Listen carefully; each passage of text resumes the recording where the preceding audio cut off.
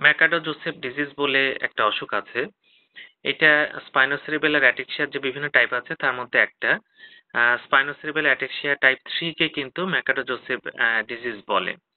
এটার আবার ৩ টা টাইপ আছে। সেটা হচ্ছে যে একটা টাইপে হয় পার্কিনসন্স ডিজিজের ফিচার থাকে, অ্যামাইট্রপিক ল্যাটারাল স্ক্লেরোসিস বা মোটর নিউরন ডিজিজের কিছু ফিচার থাকে। আ এটা থাকতে পারে। কারো ক্ষেত্রে শুধু অ্যাটেক্সিয়া থাকে। অর্থাৎ আমরা জানি যে হাঁটা চলায় যে সমস্যা হয় সেটাকে আমরা অ্যাটেক্সিয়া বলি। আবার কারো ক্ষেত্রে এটা দেখা যাচ্ছে ডিস্টোনিয়া ফিচার থাকে। অর্থাৎ কোন জায়গায় মাংসপেশি কিন্তু শক্ত হয়ে যেতে পারে। এরকম ফিচার নিয়ে কিন্তু থাকতে পারে। যাক, ম্যাকাটো জোসেফ ডিজিজ এগুলোর যে সুনির্দিষ্ট বা মানে ভালো চিকিৎসা আছে তা না।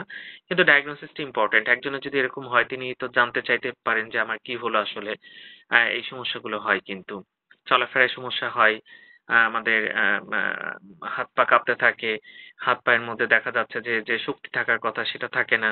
অনেক সময় লিখতে কষ্ট হয়। অনেক সময় দেখা যাচ্ছে শুকিয়ে যাচ্ছে। এরকম বিভিন্ন রকম সমস্যা দেখা যায়।